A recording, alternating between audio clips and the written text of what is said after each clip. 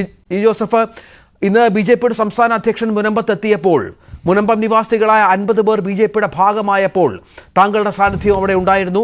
താങ്കളും സംസ്ഥാന അധ്യക്ഷന് തൊട്ടുപുറകെ ഉണ്ടായിരുന്നു. ഇവിടെ നിങ്ങൾ കഴിഞ്ഞ കുറേ നാളുകളായി കാണുന്ന ഒരു രാഷ്ട്രീയ മാറ്റം, അല്ലെങ്കിൽ ക്രിസ്ത്യൻ വിഭാഗത്തിൻ്റെ സഭയുടെ ബി.ജെ.പിയോടുള്ള ഒരടുപ്പം, അത് എല്ലാ തലത്തിലും ഇപ്പോൾ വഖഫ് വിഷയം കഴിഞ്ഞും മുനമ്പം വിഷയം കഴിഞ്ഞുമൊക്കെ നിങ്ങൾക്കൊപ്പം അവർ ഉറച്ചു നിൽക്കുന്നതും എന്നതിൻ്റെ സൂചന കൂടി കാണുന്നുണ്ടോ?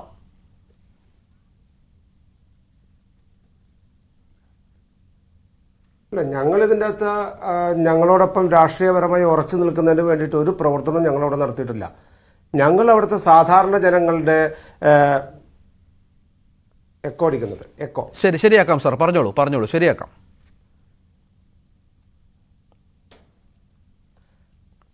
സാധാരണക്കാരായിട്ടുള്ള ജനങ്ങൾ 600-ൽ പരമുള്ള അവിടുത്തെ മുൻപ് നിവാസികളുടെ വീട് നഷ്ടപ്പെടുന്ന സമയത്തുള്ള ഒരു സാമൂഹ്യപരമായിട്ടുള്ളൊരു ഇടപെടൽ നടത്തേണ്ട ഭാഗമായിട്ടാണ് ഞങ്ങൾ അതിൽ കണ്ടത്. അല്ലാതെ ഇതിൻ്റെ അകത്ത് ഒരു രാഷ്ട്രീയം കണ്ട് നാളെ ഞങ്ങൾ ഇവരെല്ലാവരും ബി.ജെ.പിയിൽ ചേരും, ഇവരെല്ലാവരും ബി.ജെ.പിയുടെ പ്രവർത്തകരായിരിക്കും, അങ്ങനെയൊന്നും നോക്കിയല്ല ഒരു സാമൂഹ്യ പ്രശ്നത്തിൽ ഇടപെടുന്നത്.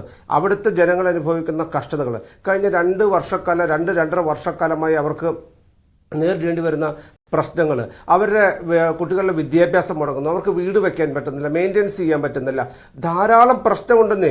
ഈ പ്രശ്നമാണെന്നേ, ജനങ്ങളുടെ പ്രശ്നമാണെന്നേ കാണേണ്ടത്. അല്ല, ജനങ്ങളുടെ പ്രശ്നം കാണാതെ അവിടെ രാഷ്ട്രീയം മാത്രം കാണുകയല്ല വേണ്ടത്. ഞങ്ങൾ അതിൻ്റെ അകത്ത് അങ്ങനെ ഒരു രാഷ്ട്രീയം കണ്ടിട്ടില്ല.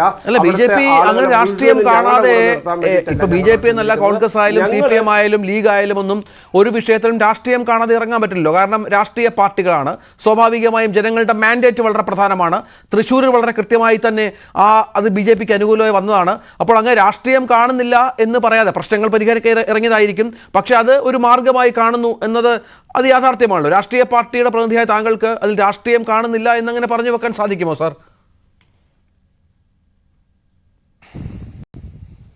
അല്ലെന്നേ, ഈ സാധാരണക്കാരന്റെ പ്രശ്നം പരിഹരിക്കുക, ജനത്തിന്റെ പാവപ്പെട്ടവരുടെ പ്രശ്നങ്ങളിൽ ഇടപെടുകയാണ് ഒരു നല്ല രാഷ്ട്രീയ പാർട്ടി ചെയ്യേണ്ടത്. അങ്ങനെ രാഷ്ട്രീയ പാർട്ടി മറ്റ് രാഷ്ട്രീയ പാർട്ടികൾ ചെയ്യാത്തതിന് ഞങ്ങൾ എന്ത് പിഴച്ചു? ഞങ്ങൾ ജനങ്ങളുടെ ക്ഷേമത്തിന് വേണ്ടിയിട്ടുള്ള പ്രവർത്തനമാണ് ചെയ്യുന്നത്. ആ സാമൂഹ്യപരമായ ഇടപെടലിന് അതിൽ മുഴുവൻ നേട്ടമുണ്ടാക്കാൻ വേണ്ടിയിട്ടാണ്, എല്ലാം ചെയ്യുന്നത് നേട്ടത്തിന് വേണ്ടിയിട്ടാണ് എന്ന് പറയണ്ട. അങ്ങനെ ഒരു നേട്ടമുണ്ടോ? അങ്ങനൊന്നും ഒരു നേട്ടമില്ലല്ലോ. പക്ഷെ ഒരു കാര്യം മനസ്സിലാക്കണം, ആർക്കും എല്ലാവരും തഴയപ്പെട്ടു.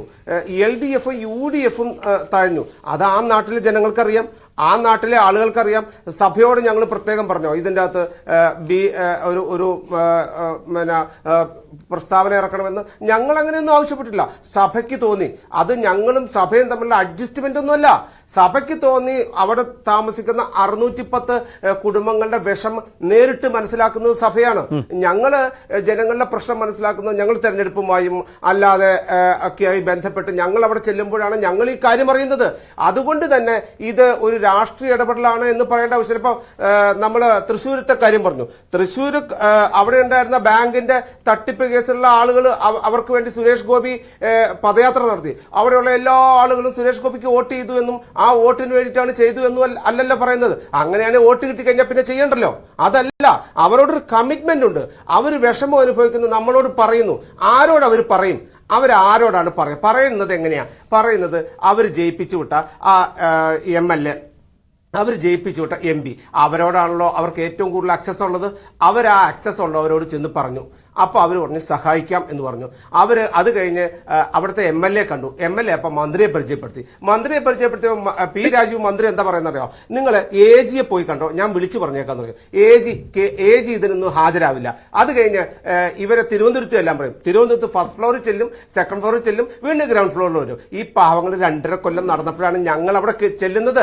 ഞങ്ങൾ ഇത് അറിഞ്ഞു കേട്ട് അവിടെ ചെല്ലുമ്പോൾ അവർ ഞങ്ങളോട് ഈ കഥ പറയുക, ഈ 2.5 കൊല്ലം നടത്തിച്ച കഥ പറയുക. ഈ കഥ പറയുമ്പോൾ ഞങ്ങളോടൊപ്പം നിൽക്കുമോ എന്ന് ഒരു എത്തും പിടുത്തവും ഇല്ലാതെ നിൽക്കുന്ന ഒരു സമൂഹത്തെ ഞാൻ അവിടെ ചെന്നപ്പോൾ കാണാൻ കഴിഞ്ഞത്.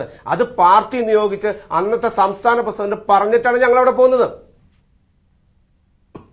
അതിൻ്റെ അകത്ത് ഒരു മുതലെടുപ്പ് നടത്തി നാളെ ഇത് മുഴുവൻ ഞങ്ങൾക്ക് അങ്ങ് ഗെയിൻ ചെയ്തേക്കാം എന്നൊരു ഒരു മൂഢവിശ്വാസവും ഞങ്ങൾക്കില്ല. ഞങ്ങൾ ദുരിതം അനുഭവിക്കുന്ന ജനത്തോടൊപ്പം നിൽക്കുക എന്ന് മാത്രമേ ഈ മുനമ്പം പ്രശ്നത്തിൽ ഇടപെട്ടതിൽ നിന്നുള്ളൂ.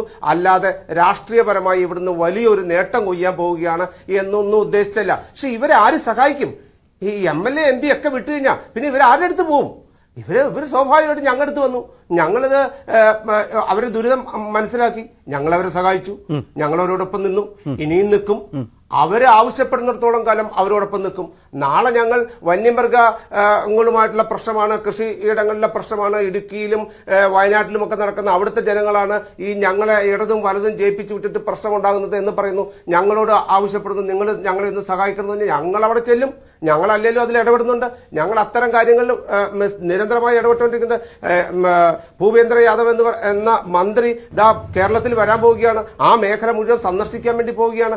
ഇങ്ങനെയുള്ള നടപടികൾ ചെയ്യുന്നത് ഇത് വോട്ടിന് വേണ്ടിയിട്ടാണല്ല, ജനങ്ങളുടെ ദുരിതത്തിന് അവർ വിശ്വസിച്ച ആളുകൾ അവരെ ചതിക്കുമ്പോൾ അവരോടൊപ്പം, ചതിക്കപ്പെട്ടവരോടൊപ്പം, നിരാലംബരായവരോടൊപ്പം നിൽക്കുക എന്നുള്ളത് ഒരു സാമൂഹ്യ പ്രവർത്തനം നടത്തുന്ന രാഷ്ട്രീയ പാർട്ടിയാണെങ്കിലും സാമൂഹ്യ സംഘടനയുടെയും കടമയാണ്. ശരി, തിരിച്ചു വരാം. ശ്രീ നിജേഷ് അരവിന്ദ്, കോൺഗ്രസിന്റെ